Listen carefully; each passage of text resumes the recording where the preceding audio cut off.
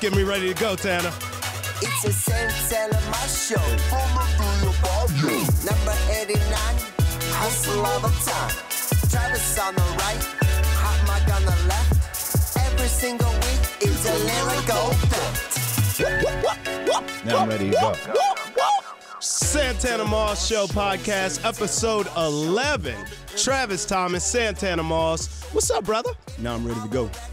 I'm ready to go, too. Like Listen, Tanner, I'm a little warm in my chest at the moment. Hey. I just left the barbershop, right? And the barbershop I go to in my neighborhood, it's all my Latino brothers cutting hair in there, right? So I walk in, and ever since the World Cup has started, it's soccer on 24/7 in there. Yeah. They're all in, okay? They know what I do for a living. Whenever I'm there, we talk sports generally. That's what you do in a barbershop anyways. So I come in, get my hair cut. They're talking to me about soccer, the whole nine. Who do I like? What do I think of this game, that game? And at the end, I go to pay, and the owner, the head barber, he goes, "Hey, Travis, you want to take a shot?" And the whole place just goes quiet. Like, everyone's looking at me like, what's he going to do? And I was like, look, I'll do it, but I'm not doing it by myself. Mm-hmm. All the barbers are like, I'll do it. They stop cutting hair. They pour something, a mystery liquor, into some Dixie cups. You know me, toast, let's go. Whoop. I take the shot. Instantly, my chest is on fire. Santana, it's tequila. Yeah. Listen how I said it. Tequila. Yeah. And I don't drink that, personally. I like all I'm not a liquor, fan of it but either. that stuff right there, my chest was on fire. I came here, I said, man, I need a beer to balance me out, bro. Well, I'm glad you didn't spoil the fun. You know, those guys wanted to make sure that you was hip to what mood they were trying to think set. so. You know, and I'm glad you didn't spoil it. So at the end of the day, you had to say yes. Yeah, if I was like, nah, that's all right. I'd Probably been the one like, it's early, but you know what? early. What the heck? Let me get it. I mean, I did it, and I'm feeling real nice right now. Well, man. you hyped. And Yeah, no doubt. I wish you'd have sent that, give me that little nod, so I can come here prepared. But, oh, well, I'm drinking my water. No, you're good. You drink your water. You probably worked out today. It's going to be a show. It is. It's going to be a show. It is. I told you. Yeah? I warned you and Oscar. Coming in here with my eye black on, under my eyes. Don't you do it, Tanner. I'm going to bring out that Gatorade bottle with the tape on it. For all you who play with me and for all the coaches who coach me, they know what's in there. And I might have a wristband or two on just so. You know what? I'm going to wear the sleeves that day because when I wear my sleeves, that was the different Tanner. When I changed to just the sleeves. It was on. When I left the wristbands alone, I wore the sleeves and I'm even going to bring on my little stocking cap. Wow. You going full game day, Tanner. It's going to be game mode. I'm going to set the tone in here. Let me ask you something. Are your travels over? Because you have been gone. I just started. You were in studio last week, but you just been out. I'm plotting on a Vegas trip. I just don't know when to set it. I don't know when to, put it all down. I don't plan a lot. Right. I'm more of as the wind, whatever direction the wind blows me in, I'm going. I told my homeboy, I said, hey, man, I got to do Vegas. I haven't done Vegas since my birthday in 2012 when I had about 30 guys from the team and my friends included. We all went out to Vegas to celebrate my birthday that year. So I'm plotting on a Vegas trip right now. I don't know when, but it's summertime, and you have to enjoy this. You have to enjoy the days, as they come. I've been working hard, man, you as well. Yeah. And it's time to enjoy it because, our workload is going to get, that much more, crazier, heavier, due to the fact that football is around the corner. So I'm not done. Yep. I've been enjoying it, and who knows where I'll pop up next. Hey, man, happy belated Father's Day to you. Oh, same to you, brother. Yeah. Rookie of the year, I heard you pulling. Oh, first Father's Day. First Father's Day. How is it? Tell me what's the experience like? Because I remember being that guy, having my first son, and I was too young to really embrace it, appreciate it, what it meant to me. 21 years old, you're not really thinking about, hey, I'm a father now. Yeah, you're a father, you know that, and your load just got that much greater, and it's so much more now going on in your life. But I had football, and I'm NFLer now, right. Young. So much was going on with me that I didn't even appreciate Father's Day. So, express to me, what's the feeling like right now in your household, and how are you embracing this moment? It was cool, Tana. You're right. We were completely different places when we had our first child because you were young and you had all that going on. I was 35. So, for me, honestly, it was a little embarrassing because all last week, how tired I was, the parade caps, starting this new show on NBC Sports Washington. By the Saturday, I was just dead. Yeah. And so we went down to St. Mary's County, where I'm from and my wife's family is from, and we usually stay at her parents' house. And so Saturday was a wash because I just slept, bro. I never take naps, ever, nor do I ever have a chance to. And we got to her parents' house, and I had like a window of an hour or two where I didn't have to do anything. And she was like, so what do you want to do? Father's Day weekend. I was like, I just want to sleep. So I took a nap, which was a little embarrassing, on Saturday. Sunday, actual Father's Day, was really cool because it was very laid back. Had a cookout, ate some crabs, chill with both dads, hers and mine. Her brother's also a father. So it was cool to just kind of be with family and being a rookie, I was getting other father stories and wisdom. To the club. Right, exactly.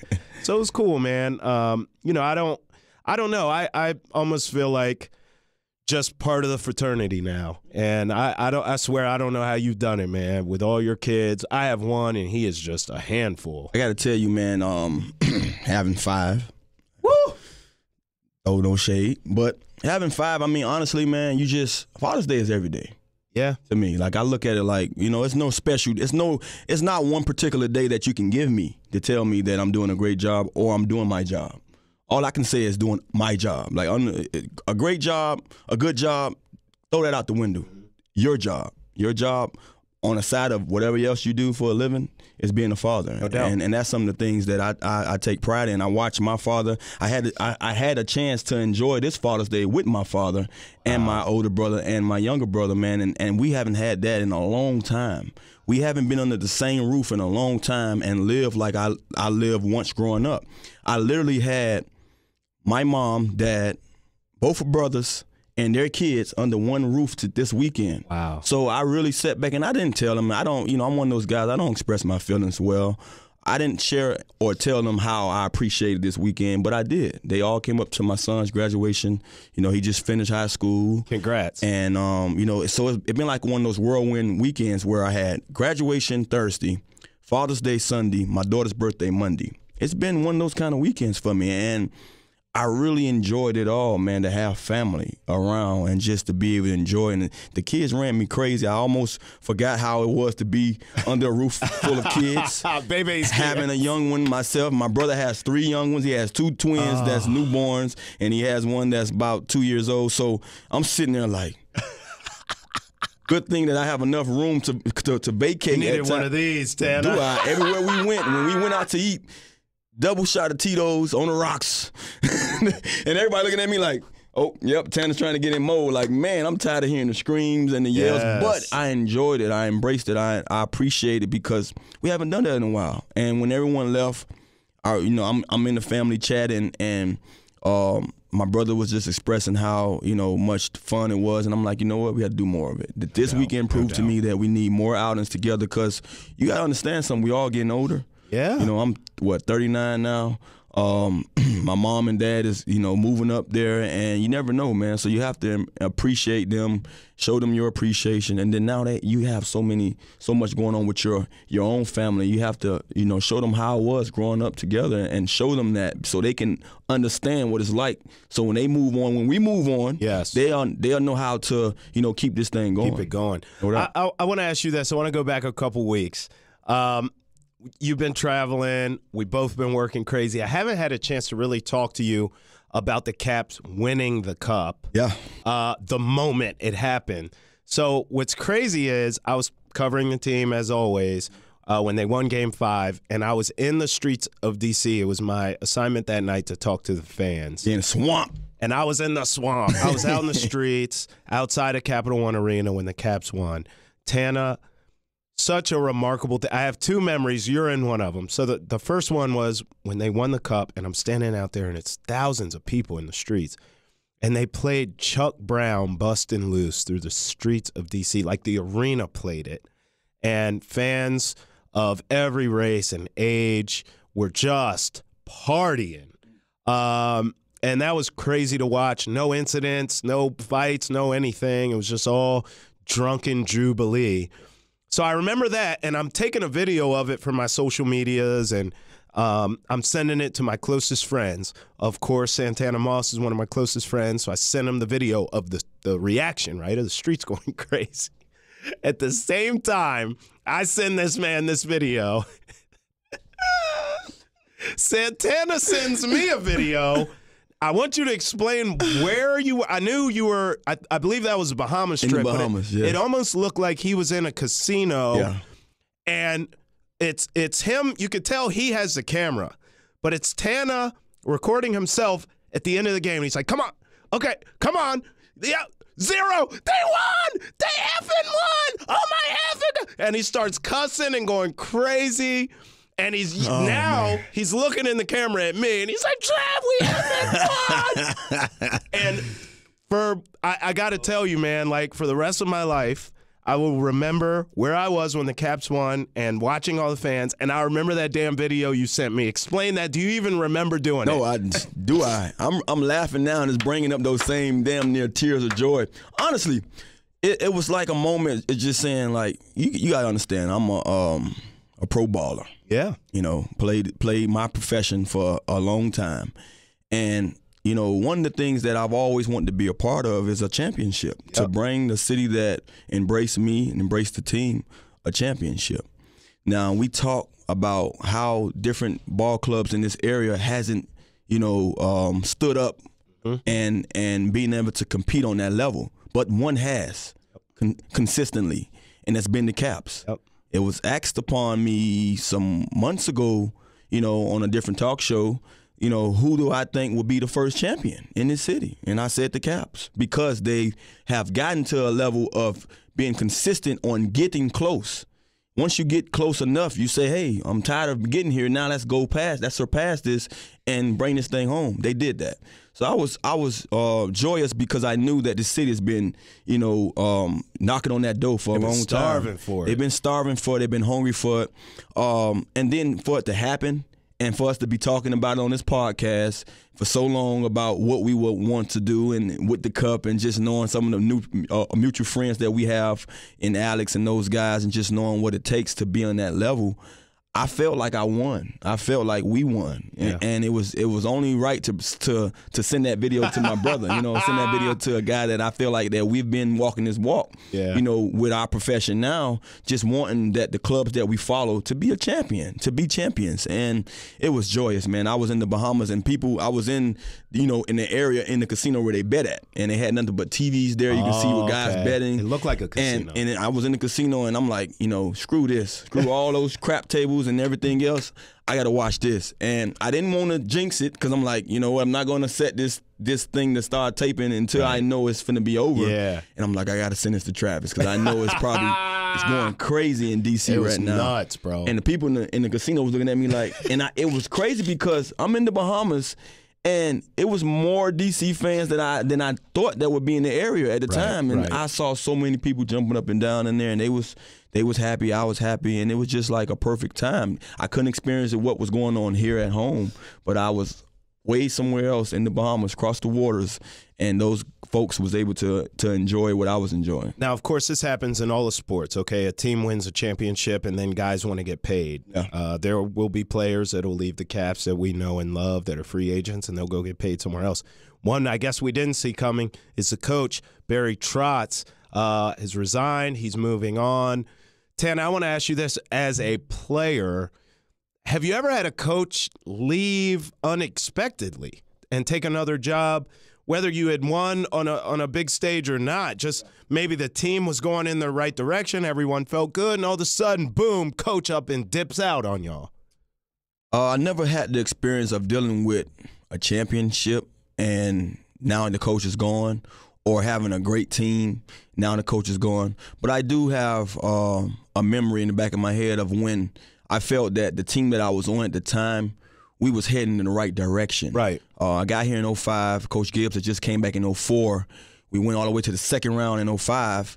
2004, we changed the whole entire offense and quarterback, so it was hard to even expect us to be where we was going to, you know, where we was trying to go. And I'm saying, okay, 2007, got back to the playoffs. That team is moving in the right direction. Coach Gibbs is going now. And I couldn't understand it. And I was sitting there saying to myself, it's like, I understand where he was coming from because he had already proven himself on this level. He had nothing to prove.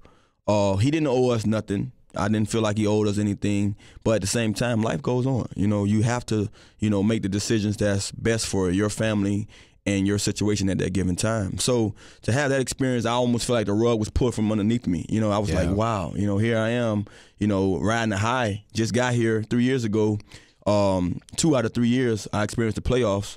1 year had a low and a high in the same year, dealing with the death of a friend of mine, and we were still able to rise. Not having a great season that year, but rose up to the opportunity and fought our way into the playoffs. So, that stuff right there can really, do something to you and a team, and to now hear what's going on with the Caps, man, I can only imagine. But the one thing I can say, fortunately, they got a championship before this happened. Heck yeah. Because we've been seeing this team now. Now, if this would have happened a year ago and they didn't get a chance, they probably would never have a chance to even see the postseason again with this coach leaving. Feels like you take a step back. Who knows? Who knows? Right. Because they haven't had the experience yet. But to have this guy, and who knows what was going on behind closed doors when it comes to his contracts and things that he wanted. The beef has been in the air. We've been smelling it for a long time. Yep. It's been cooking. Yep. And just to know that now he's gone, it was something that at the end of the day he felt that, hey, I did my part. Yeah. I did my part. What you asked upon, I gave you that. Now it's time for you to show me the love and the respect. And maybe it wasn't, they didn't see it eye to eye, and that's why he's gone. Another topic in sports I want you to touch on. People that watch and listen to this podcast know you are a ginormous fan of the king, LeBron James. Dang. He got his ass beat again by Golden State. Santana, he's gone, right? And if you think he's gone, where do you think he'll end up? Where do you want him to end up? I don't necessarily see him gone right now. What? Yeah. Okay. Let's be honest. With what sports media does to players and the hoopla around what's going on in the NBA of chasing rings to be considered the GOAT, that's how I look at it. In order for you to be the GOAT in the NBA, you have to have 6 rings or more. Well, there's a lot of guys with more than 6 rings, and they're not the GOAT. It's only one guy. Right. I guess because he went there 6 times, and he won it every time he went. They don't talk about the times that he didn't make it there. Right. So that's why I say at the end of the day, it's so much goes on with that. But with that said, I don't know, that's not my profession. I can speak upon it because I've been a fan. I'm a big fan of it. I'm a big fan of certain players. LeBron James happens to be one of them. If he thinks he deserves more, and he feel like it's not going to be where he's at, then maybe he should move on. But I think that with what he has done, he has proven himself to be the next best man ever to play this game. I don't say that he's second to someone, because to me he's one right now in my eyes, because he's the only guy that, to me, that can put on the show that he's putting on week in and week out, day in and day out. By himself. In his 15th year. Carrying teams after team after team. We don't talk about, everyone wants to bring up him moving to Miami and having to go with someone else. But no one has won a championship by themselves. Right. Not even the GOAT, the guy who we call the GOAT, Michael Jordan. So at the end of the day, do I think that it's necessary for him to leave? No, I don't. I think that if you're an organization and you want to continue what you have going on within your organization, you bring the players to him. You have the greatest player in the world. Who's going to Cleveland? I understand that, but if you can make this thing look, it's a lot of players out there that want to win. Yeah. The one thing that has been consistent about Cleveland, with LeBron James, they're going to see the championship game. They're going to get there. Right. So with him alone, that's what you can sell to anyone that's out there who's a free agent. I'm going to get you there. I'm going to get you there. That's up to you what you want, So, and with that said, also, you have to prove to LeBron James that I'm going to get these guys around you. I think it's all about supporting cast. You get the right guys around this guy, championships can still be won. Last word on this. You don't want him to leave Cleveland. What's your gut say? Do you think he's gone? My gut say don't leave for the simple fact of what you experienced before with leaving. The hate. If he leaves, I wouldn't care, because at the end of the day, it's going to be the best decision for him and his family. Right. But my gut would say just don't leave, because I think this time in your career, at this point in your career, it's not a championship that you seek to really prove your point. You can continue to go out there and be the greatest. I understand now, being with all that he does for that team and what he does within his game, you want more. So I understand that. I understand he's a guy that's driven and he wants more because he feel like I do too much to not have more rings. But do he necessarily need another ring to prove a point? He doesn't. But I know that any game you play, whether it's soccer, basketball, football, baseball, you play to win. You play to win championships. So if he feel that I don't see more coming from out of this organization or this town, then moving on might be best. If he feel that way, then hats off to him, and I wish him the best. Keep your eyes on the Houston Rockets. Allegedly, he was looking at schools in that area. He and Chris Paul are besties. So we'll see. It could be the Rockets. All right, time now. Never know. It's time now for Santana State of the Skins. All right, Tana, we talked about the Caps. I want to ask you this as it pertains to the Redskins. How much pressure did the Caps winning the Stanley Cup put on the Redskins to win now? That's a great question, and I really don't feel like it's pressure. I think one of the things you can always take in, is that, bringing that championship to this area, that can open a lot of doors for the other sports, for the other sport clubs, for the other ball clubs. That can really, bring on that domino effect. Like, it's contagious. Winning is contagious. And if I'm the Redskins or the Nats or whoever it is that has a local, pro club here, you say, those guys did it, why can't we do it? Right. And it only brings on that feeling that we can get the job done if we do the same thing, if we believe, if we go out there and play with the same kind of mindset. And one of the things I can always go back to, I can allude this to because I've been a part of it.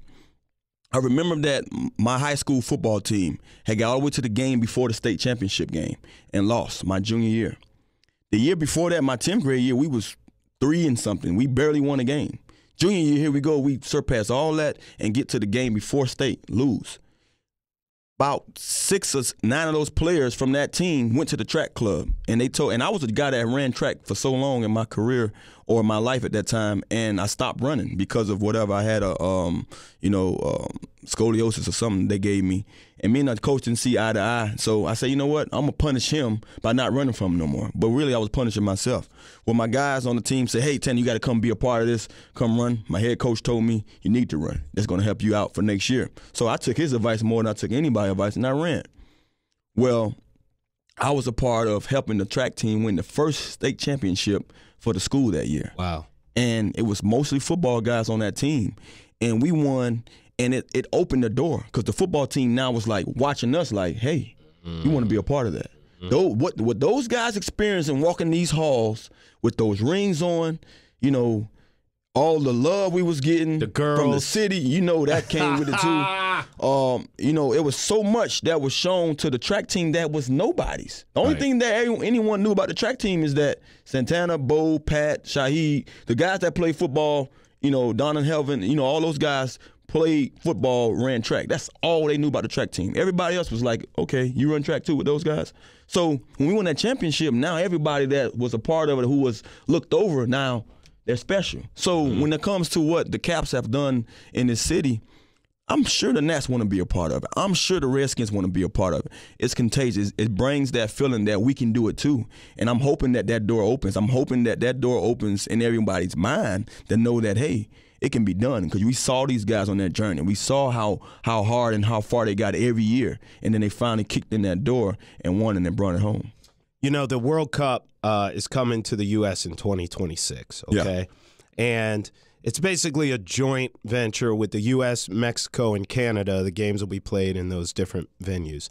And D.C. has been one of the cities where games will be played. And so it got me to thinking, where in the city will these games be played? Well, the new D.C. United Stadium is going to be too small. And obviously you think FedEx makes sense because it's the size, but FedEx is terrible in terms of field and all that. The lease is up in that building in 2027. So my question to you, Tana, is do you think the Redskins, Dan Snyder and the crew, will build a new stadium in D.C., Maryland, or Virginia? Good question. Or do you think they ride out the lease in FedEx? Who knows? Who knows? I say that it's been whispers that they need a new stadium. They want a new stadium. I hear in the district. Yeah, in the district. Is what they want. But I think, to me, just being a ex-player, former player, and knowing from what I've seen just of riding in this area, why not bring it back to D.C.? Right. I feel like it's only right to bring it where the heart of what you're trying, your fan base, the heart of your fan base is, don't get me wrong, because these guys, I've seen Redskins come as far as South Virginia. Absolutely. I mean, these guys, they come from everywhere. Yes. But when you're in this area and you're saying that we are the Washington Redskins, right. Why not put them next to the Capitol? Why not put us, bring it back to where it started? RFK. I mean, renovate. I don't say you playing RFK. No, you don't. You tear that thing down because at the end of the day, you gotta understand. You tear it down. We understand the memories. It was championships built there. Of course. You name it. But guess what? You tear it down and you rebuild in that same spot. Hollow you rebuild ground. a new RFK and say this is where we're going to play football. Because I feel like those spirits of all those championships will rise and give us what we've been waiting for. Give us something that we can really, hang our hats on and say, man, we're back. We're back. I mean, don't get me wrong now. I don't think that we need to move to the stadium to even be back, because I think the Redskins are moving in the right direction when it comes to what they've been, showing us with draft picks and just, the last few years of playing.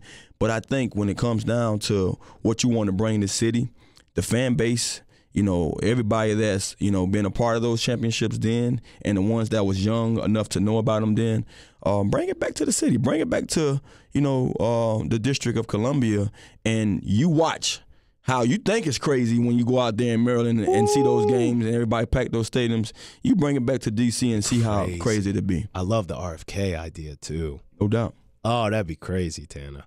All right. It's time for my favorite segment of the program. Story time with Santana. Listen up. He's got a story to tell. All right, Tana, I recently surprised my wife with a new car for her birthday. And it got me to thinking. Here I am.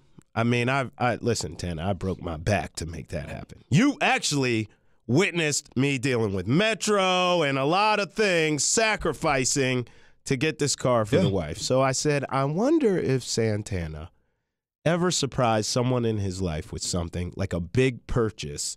What was that story? What was the reaction like?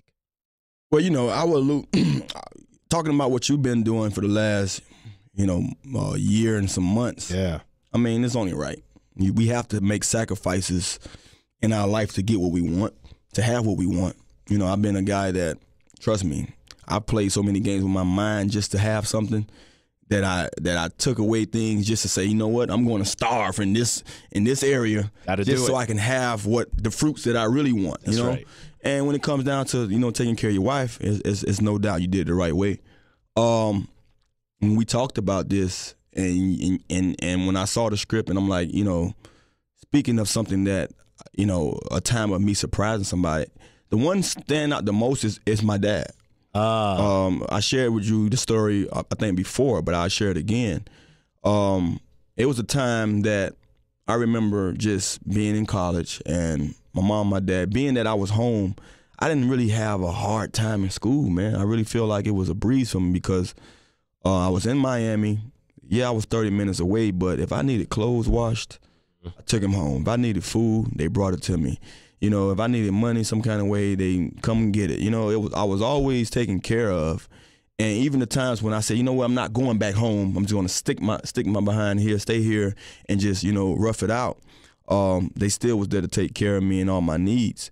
But before those days in school, I remember me and my mom driving my dad to work and my mom taking the car home and having to pick him up. So I knew it was a car needed. It was a car needed. And I'm like, I know the struggles. I've been in that household. I've been there long enough to see that we had multiple cars, but it always something goes wrong with one of them. Right. And when that goes wrong with one of them, according to how the bills have to go, we have to be out with one because we have to make sure that everything else is functioning. It's like a domino effect. Yeah, you don't want to say, well, just because this car needs work, I'm going to have to put all my money into this car. No, at the same time, I still got to feed these kids. I make sure I keep this roof over their head. Yeah. So much goes on. So sacrifices. Always remember that word. It's always a sacrifice. And so I remember in school, my dad used to tell me, I wanted a new car so bad, and I shared with you that story about me getting my new car because of the time I needed it. And he told me, hey, you know, don't do it because you want it, do it because you need it. Absolutely. And at the time I needed it, so I did that. Here I am, fast forward everything. I'm about to embark on some big money, you know, and I'm finna get a lot of it. And I wasn't like the other guys asking for loans from agents, from, you know, financial people. I said, I want to know, once I know that I'm chosen straight, and I'm good and the money's going to be there, I'm going to get my dad and my mom something that's needed, you know, another car. And my dad was the first person I thought of because I knew my mom had her car. He had ended up getting a car right before I even left that she can drive every day. It was a brand new car. And it meant so much to me to see that, okay, this man said, I'm going to get her a car before I get myself one. And it was crazy. I pull up to the house, and at the time, Navigators was the it. Oh, it was the shiznit on the streets. Of course. And the new Navigator at the time, that was 2001. I love that body style. I pull up to the house, and I say, all right, I'm finna play a trick. I know my dad. I know how he gets. And I'm like, man, I get there to the house. By this time, I had a cell phone and all that stuff going on. So I get there, and I say, Dad, man, hurry up and come outside, man. Something wrong with my car, man. My car broke down. What the f***? All right, man, hold on. I'll be outside. He panicking. So he done panicked, and I'm outside. I done cut the car off quietly, and I can step out of it. And he gets outside. Where's that, man? Where the car at? So I'm like, nah, you know, I'm bullshit. And he look at the truck like, oh, man, get me out my damn bed. You know, I know he resting up because he normally works the graveyard shift.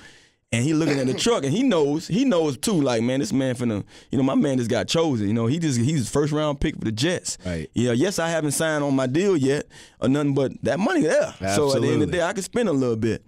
And he look at my truck like, oh man, nice truck, man. Let me look at it.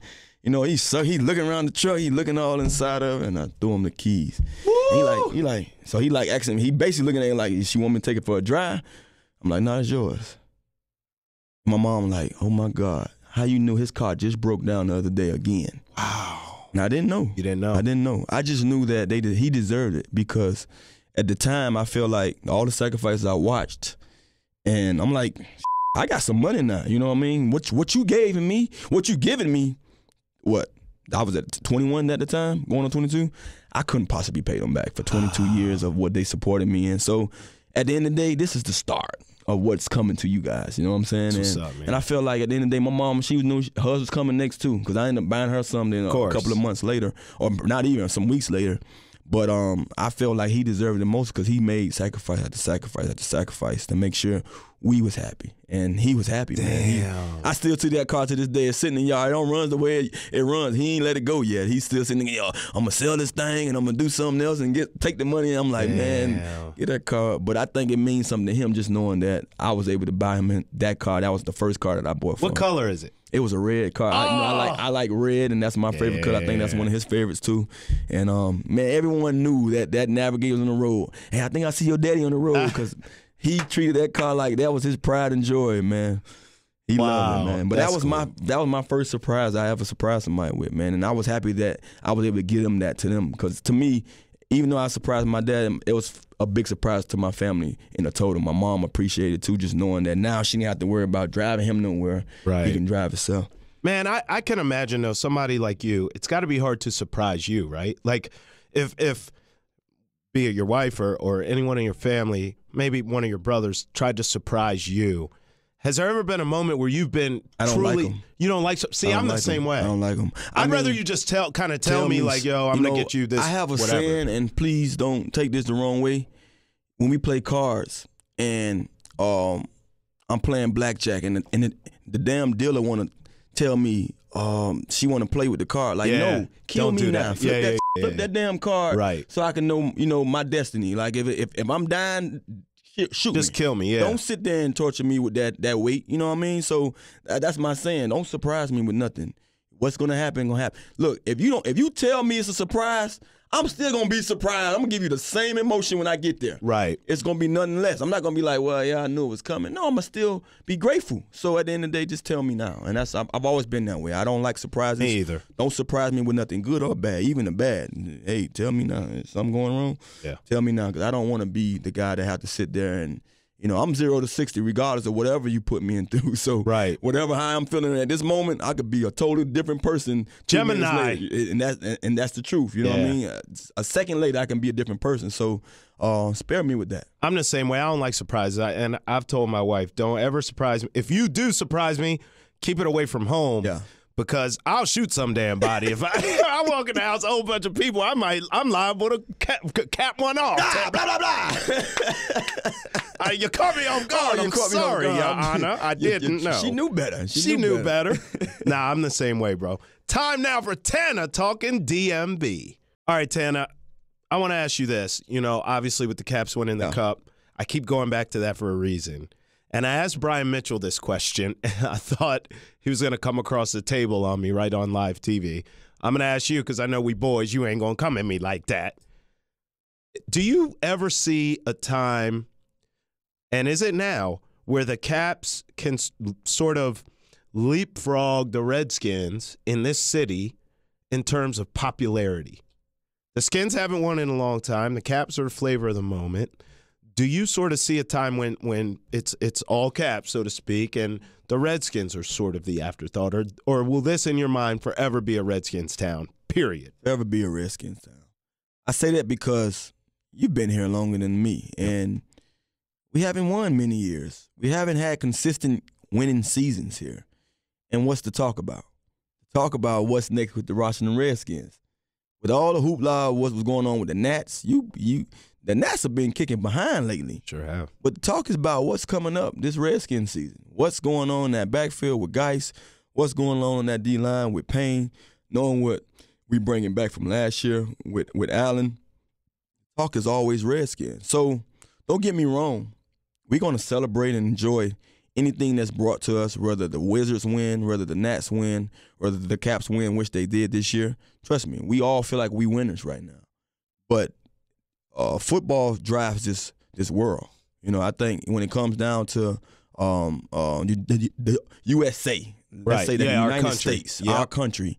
I don't want to say world, but let's say the United States. When it comes to America's game, it's football. Yeah, it's football, and I've seen across the United States that it don't matter what's going on with your team, that those fans, man, they're there to support that team because. When football is done, people are scratching their heads. What's the do? What should I be watching? I'm depressed, bro. And I shared with you before that I've had friends that said time and time again, I'll be so glad when you go back to work. You know what I mean? As a player, I've been home. Look, as players, we hoping that, hey, whatever happens, whether we go to the championship, whether we go to the playoffs, we know that time is near when it's gonna be over. So we saying, hey, let me go ahead and ride this wave if we in the playoffs. Absolutely. If that playoff break ain't coming, man, let me hear him get home so I can enjoy this offseason. Right. And soon as we get in that offseason and them playoffs is over and the Super Bowl is won, my friends telling me right then and there, man, when y'all go back to work? When you go back. They looking at they watches like, you trying to get rid of me, fool? Right. But I understand why, because it's America's sport. And that's why in the back of my head, I would never – believe that this city, just seeing what I've seen from the years I've been here, like I say, man, I could barely walk the streets now, just knowing I've been with you. What I've done as a Redskin. These people won't ever forget that. Nope. And it's great to have those memories. It's great to be a part of that, but it's even better to just know that the Washington Redskins, with the up and downs that we've had and the seasons that we've given these fans, these loyal fans that has packed these stadiums and patting our owners and these players' pockets for so many years, they are waiting for us to be winners again. They're waiting for us to be champions. So regardless of what goes on here with any local team, they want to see us be that team, and they're going to wait and ride that wave. No doubt. I'll say this. I completely agree with you, and here's why. When I do my radio show on 106.7 The Fan, I can talk Caps, Nats, you name it, for hours. Yeah. I'll get some phone calls. no biggie. I can literally say the word Redskins, and my phone lines will light up like a Christmas tree. And that's what drives the phone calls and the conversation of all my radio shows, all of them. It starts and ends with Redskins, and I can talk about everything in between, Wizards, whatever, but it starts and ends with Redskins. And it's funny how you mentioned, when football season's over, there's this like lull of, football fans where we're just waiting till football season starts again. Tana, for me, coming up soon is the best time of the year. I love like late July training camp through, I would say, Labor Day when college football gets going, and then the NFL that next week. I mean, it's just the best time of the year because at that point, everybody's team's going to win the Super Bowl, right? I mean, I love playoffs like the next guy, but if you're a fan of a Cleveland Brown or something, it's over. The season's over. But that time from training camp to the season really kicks off there in early September. Everybody's team's going to win the Super Bowl. Everybody's the best. Everyone. And so I love that time of year, and I just love football, and I can't wait till it's back, man. Just this conversation is getting me hyped up for football, bro. It's around the corner. It's definitely around the corner. Are you like my homeboy? So my homeboy never played pro sports, but he was a collegiate. He played football on the collegiate level. And to this day, it's my boy from Spartanburg, South Carolina. I told you about, and I talked with DJ Swearinger when he was on. Yeah, I remember. To this day, Tana, like I would say late summer, when he smells grass, fresh cut grass, he always says, football season right around the corner. Are you like that? Hey, as soon as it gets warm outside. For some odd reason, everyone says it's football weather when it gets in those late, like late summer, November, right? Yeah. And you start getting around October when it starts getting fall, chilly. Yeah, well, football has already started. But when I smell the grass, when I see the leaves coming back on those trees, I'm like, no, this is football season. Football season. It's time now because in Miami, we didn't have the seasons. We just had warm weather. So that's why the guys come out of there so, advanced when it comes to what they do on that grass. We've been cutting grass for so long. We out there when it's this high, trust me, we don't need a lawnmower. We out there cutting it for you. We out there running on that thing so much, playing on it so much because it's never a dull moment in Miami because of the temperature, because of the weather. We always out there with the football. And here, you're able to really realize that, you know what, certain seasons, when, football season is time for football. And trust me, I look out my backyard and I saw the local high school right in my backyard, and they was getting ready. I'm like, damn, they in pads already. Training. So I'm like, wow, it's definitely around the corner. Yeah, it's coming soon. Man, for me, football season is just an excuse to grill and drink all day. It's just that simple. Like right now during the summer, I ain't got nothing going. I'm hustling for work. I'm barely eating. I'm out in the sun. I got a little tan popping off. Man, when the fall come, don't call my phone. Don't ask me to do anything. I'm at the crib on Saturday watching college football all day, grilling and chilling. I never knew. Sunday, same thing. I never knew, and I didn't mean to cut you off. I never knew how important tailgating was to our sport. Oh, my God. Whether you at home, whether you're in the stadium, guys put together football parties every single weekend. Yes. I played all my damn life, so I never experienced it unless I saw it just coming to the stadium on the bus. You see the mayhem, the fanatics out there, grilling and with their masks on and their damn tongues in their hand with the food on them. But I never knew how important that was to our game. And now to be a guy that's, we working on most game days, so I'm in the studio a lot. But on those Saturdays when I'm watching college football, hell yeah, it's always somebody calling you up saying, hey, man, you want to come to the house? Come through, yeah. We're cooking today, we on the grill, or asking me, hey, you going to grill something, man? We're going to come over and watch the game. And it's so important to have those, those days. And I'm like, man. You got to free yourself up more this college football. Last college football season, the U started kicking ass. Yeah. And I remember I hit you up a few times, and you were watching the games, but you had events going on. Yeah, I had a lot of stuff going on. You got to free yourself up this year, bro, so you can hit some of these tailgates and experience. You know what? And I'm one of those guys, like, I end up going to some games late. Okay. Oh, that's year. Right. That is right. And every game I went to, they lost. Yeah, I remember. I'm sitting here like, here I am. I picked the right games to go to. I went to the game that they played in North Carolina. I remember. And I went to the bowl game. games they lost. They did lose. So I'm superstitious. Yep. You already know that. Yep. If it's going to take me to sit my behind in the house and put my own meat on the grill and enjoy it in my own space, I would do that if that's going to allow them to win. I would not, embrace them in no fashion and show them my face and they lose again if I feel like they're going to lose. So I would sit home and watch them. Can we save this tape? I will be at Santana Moss's residence every Saturday this college football season. I just want to point that out. Also, if we're not working, I tell you, the producer in me right now, the wheels are spinning. This feels like a podcast on the road where we go to tailgates and we broadcast live from there. Santana Moss Show podcast on the road. This feels like a good time to remind everyone out there that we are looking for sponsors here at the Santana Moss Show podcast. It's really in fuego, this show, and it would be a wonderful thing to put us on the road at tailgates. Time now for What We Watchin'. All right, Tan, I've been crazy busy covering these damn sports in this city, man, and I have not been able to really watch anything outside of Deportes. I've been watching sports like it's going out of style. I mean, I just watched the U.S. Open like I'm a golfer or something. I've been watching the World Cup. How did Tiger do? Tiger did not do well, but actually no one did well. The U.S. Open was a brutal course. But I just haven't been able to watch anything. I'm caught up on all the regular shows I watch, like Westworld and Billions. But, I haven't been able to really watch. I've really wanted, honestly, Tanner, to have a night at the crib where I can just watch a movie with the old lady and just chill out, have a couple drinks.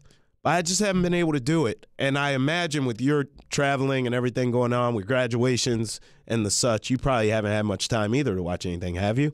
I get it in. How is this possible? How do you find the time? Tell me, help me, so I can figure this out. Look, fortunately, I have rooms in the house where I can get away from everybody, and I will go and lock myself in that room and watch a movie or a show. And due to the fact that DirecTV allows you to record these things these days, and I'm giving DirecTV a shout out. They need to give me a shout out because I have the Genie too, and it goes out every other day. Damn. I hate having to reboot this thing. So yeah, DirecTV. If anybody that works for DirecTV or any manager that's on, man, come find me out there in Ashburn, man, and do something about my Genie too. But honestly, I've been watching. I caught up on all of my shows. Watched all the Queen Sugar shows. I watched another show on TNT. Some people might look at it and be like, Tanner, you watched this show? Claws. It's a great show. You watch Claws, bro. Claws. I really watch Claws. Another show on TNT that caught my attention that allowed me to see the episodes of Claws or even to see the commercial of Claws was Animal Kingdom. That show gets good reviews. I've watched all my shows with Animal Kingdom. I think another show comes on tonight, so I'm going to be tuning into that. Or either I have it recorded so I watch it tomorrow.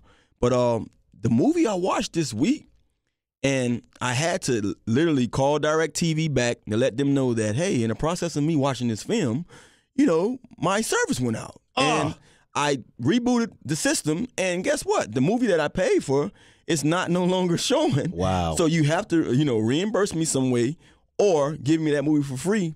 I watched Acrimony. What's that? Tyler Perry flick with Taraji P. Henson in it. I like her. And the movie was, it's a chick flick. That's how it starts out. Well, you watch Claws, dog, so let's go. I watch everything. So I told myself I would not watch this movie with a woman. I don't want to sit there and be battered and sit and hear all male bashed. Oh, exactly. I don't want to hear all the that son of a gun and so I say if I'm going to watch this, and I remember when it came out in the movies, I'm not watching this with no woman. I don't want to hear it. Is it about cheating and all that? About cheating, about a man, about a woman taking care of a guy. And if you watch this movie, and I'm not going to tell the story because I know at times when you ask me what I'm watching, I sit here and I get long with it about what I watch, and I give you a little too much of the movie. But I would say this.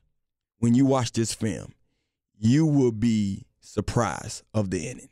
Wow. From the way it started and how this man, allowed this woman to take care of him, it started off as me being on the women's side. This chump. He's sorry. He's punk. How you can even do this to this girl?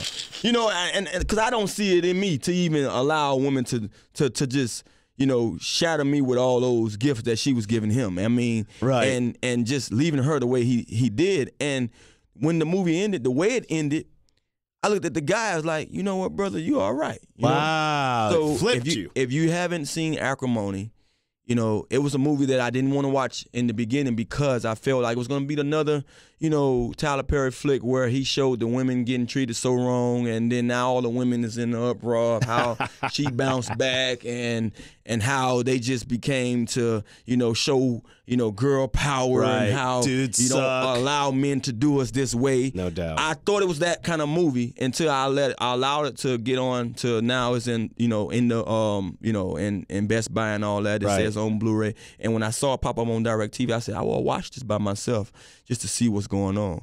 And I promise you, it's a must see. If you haven't seen it, go home and see it now. Because I left, you know, proud to see this man stand up in the paint after what I watched him do early in the movie. Yeah. And I'm pretty sure any woman will feel the same way about the movie when they see it. I just, look, man, I banned cheating movies in my house because, I mean, I'm home every night, Tana, for God's sakes. All I do is work and come home to my wife and my kid, for God's sakes. And every time we watch a movie where the guy ain't somehow that makes me ain't So I said, you know what? I ain't watching a damn movie in this house that has cheating in it. Feels like a good time to transition to finish the sentence. Oh, man. All right, Tana. Travis, hold on before you get to boy, here we go. You ain't Travis. I just had to put that out there, buddy. Oh, man. Tana, you finished the sentence. My goals over the next few weeks is to. This is short-term planning now. To enjoy the summer. To enjoy what the summer has to offer. Honestly, man, I feel like we've been working every year. The last few years that I've been up here since 2016 summer, I've had a mindset of getting my foot implanted into what I was doing now.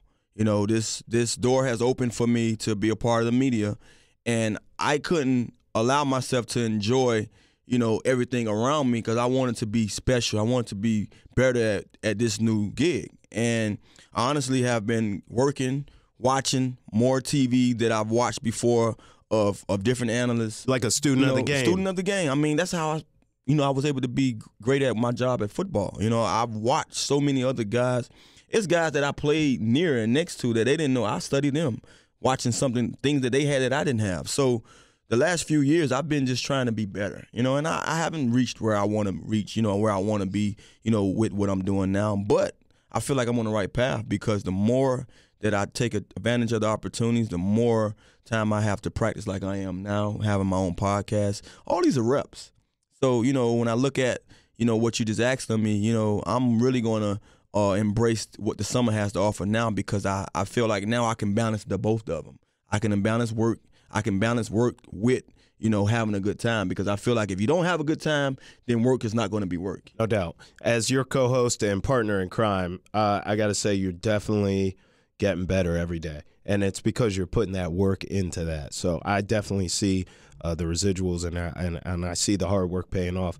I got to tell you, mine isn't so much short-term, even though the question is framed that way. I've actually got a plan, Tana. I thought about it the other day. You know, in 2022, I'll be 40 years old. My kid be 4. So gets in that 4 or 5 range. Now you're talking sports. You're talking about some other things, you know, pre-K, things of that nature. So I'm going to just absolutely go hard for the next 4 years. Hard, Tana. And try to stack bread, try to kind of, you know, structure my life to where right now I'm kind of sacrificing that time with the family.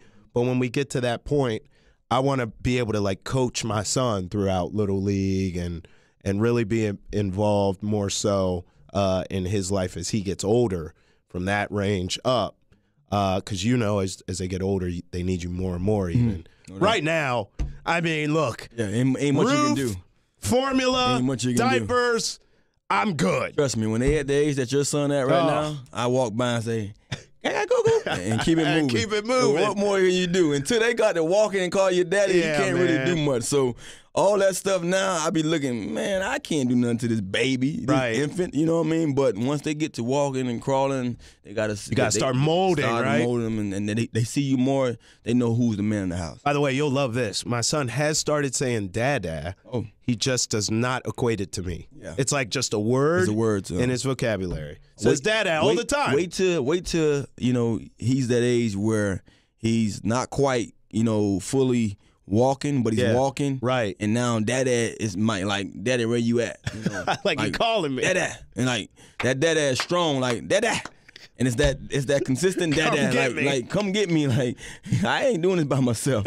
That's when you're gonna be like, man, he really knows who's dada, who no doubt. He knows how to, use that word. So that's what I always get a kick out of. I told you my youngest is finna be 2 on the 27th of this month. Wow. Trust me, Geminis are deep in my family. And she's not a Gemini though. She's a Cancer. That's my wife's birthday. My oldest is a Gemini. Hers was yesterday on the 18th. But no doubt, trust me, her dadads are strong. When you hear dada now from her, you like, talking to me? Yeah, talking to you. She looking at you? Bring your hands over here. That's how I almost feel like she looking at dada, gone. Like she'll been until she give you that dada when she wants something, she give you that dada when she like done with you. Like dada. Right, like leave me alone. Move. Like, you know what I'm saying? So that's funny. I appreciate it. I appreciate seeing the growth. Now that this podcast is 11 episodes deep, I've learned that in order to get somewhere, you have to put your foot out there and step forward. Honestly, with anything you do in life, man, we share so many different stories about my past, the past, and in order for me to have those stories, that I had to go through that. Even with the setbacks, you have to go through it. So just experiencing now. This is episode 11. Wow, man. I remember just talking about it. I remember Chad Dukes telling me, hey, you need to do this. Yeah. I remember talking to, Oscar, like, hey, I want to do this. Yeah. And I don't think it would have never got done if I wouldn't call Oscar and say, hey, I'm ready. Let's go. They've been ready. Oscar been ready. Chad been telling me. Yep. Chad been wanting to listen. He been wanting me to be out there. He been wanting me to get these reps. And, that's great to have people behind you, and that's motivating you to push you out there, but you really have to go out there and put that foot forward. And that's with anything in life. That's why I enjoy talking to kids and sharing my, my path and the things that I experienced, because in order for me to have those setbacks, those ups or those downs, I had to put that foot forward. And it's always like, and I have a little thing that I always say, the only way I'm going to know how not to get hit by that car if I look both ways.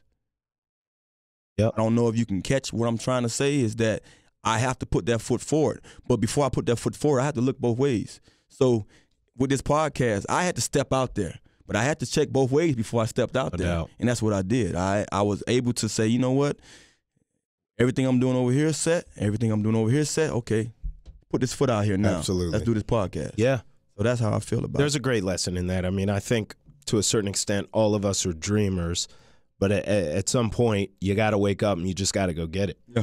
Right? I mean, it's good to dream, but you have to also, put actions to that dream as well. Okay, last one for you. We touched on this a little bit earlier. I know football season is close when? I know football season is close when I'm getting those calls from Amanda at NBC Sports saying that, are you able to do countdown to training camp any of these dates?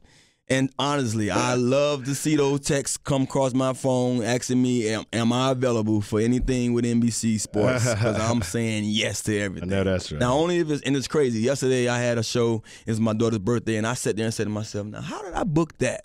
But I know me. I don't say no much. And when someone calls on me to do anything with what I'm doing, then I'm going to do it. I'm going to find a way to do it. And I was able to go to work and still get home and enjoy my daughter's birthday with her. We had a nice time at Topgolf, and it was a great day, because you can't just really celebrate the whole day. Everybody has to do their own little thing, and then you have to enjoy the fun when the time. But that's when I know football season is around the corner. When I start getting those calls and they say, hey, Route 89 is coming soon, and countdown to training camp is around the corner, that's when I know it's knocking on the door. For me, I know football season is close when training camp starts. Like, I love all the OTAs and the draft and the free agent. It's all great. Yeah. But, man, look, the end of July is hot as hell outside. And y'all boys in them pads, 2-a-days. Yeah, let's go. Then it's to me, football season starts in training camp. To me. Hey, man, it's in the books, baby. Yeah. Episode 11.